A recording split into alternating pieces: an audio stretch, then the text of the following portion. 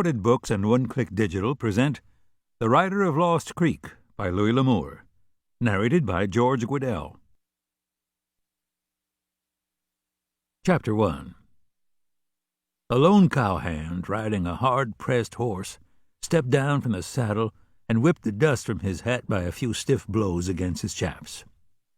He stood for an instant looking up and down the street, crowded with buckboards, saddle horses, and men. It was 10 o'clock in the morning, but Dodge was a 24-hour town, with 30,000 head of cattle held on the grass outside of town, and more coming in every day.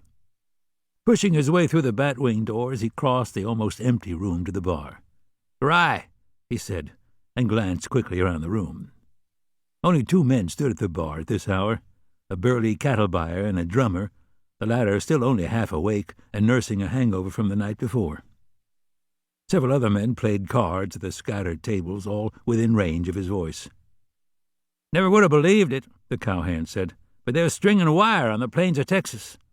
"Ain't practical," the cattle buyer said dogmatically. "That there's a free-range country, and it should stay that way. They'll never stand for it anyway." "Don't make no difference," the cowhand insisted. "They're doing it." He glanced around the room again, and his tone lowered. "Have you seen Kilkenny?" There was a sudden stillness in the room.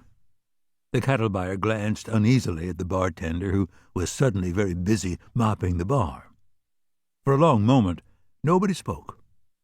A cattleman at the nearest poker table picked up his cards, glanced at them, folded them into a neat packet, and placed them on the table.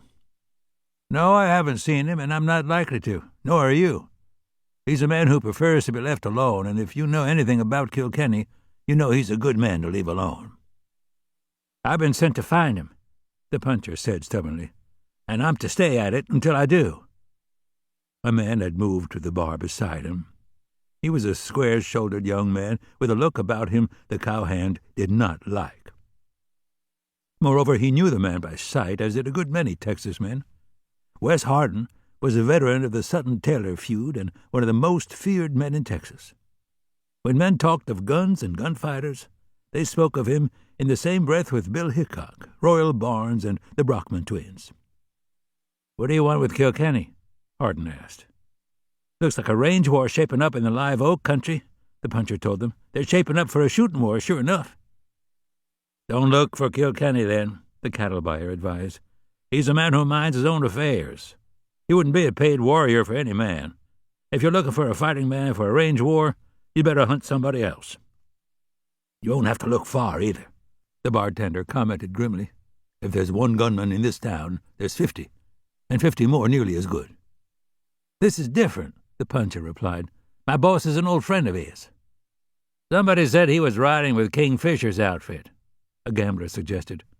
"Don't you believe it," the cattle buyer said. "He never rode with any outfit except as a cowhand. He plays a lone hand, keeps pretty much to himself. Last I heard he was buffalo hunting down near Adobe Walls with Billy Dixon and Bat Masterson."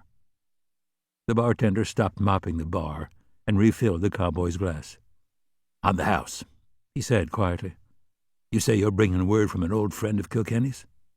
Give us a name. There might be somebody here who would pass the word along, and it's the only way you'll find him." "Mort Davis." The cowhand tasted the rye. "Just tell him Mort Davis is in trouble.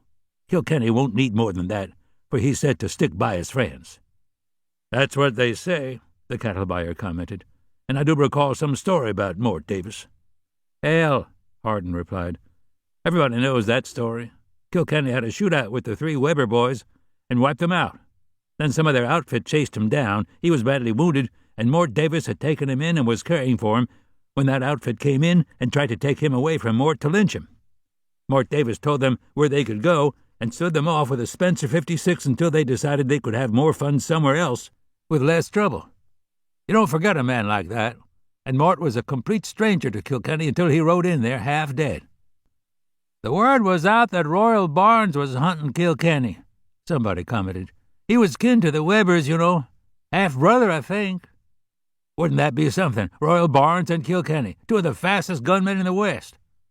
"The difference is," the cattle buyer replied. To keep listening to this audiobook, I've left you a link in the description so you can do it at no cost thanks to Audible's 30-day free trial.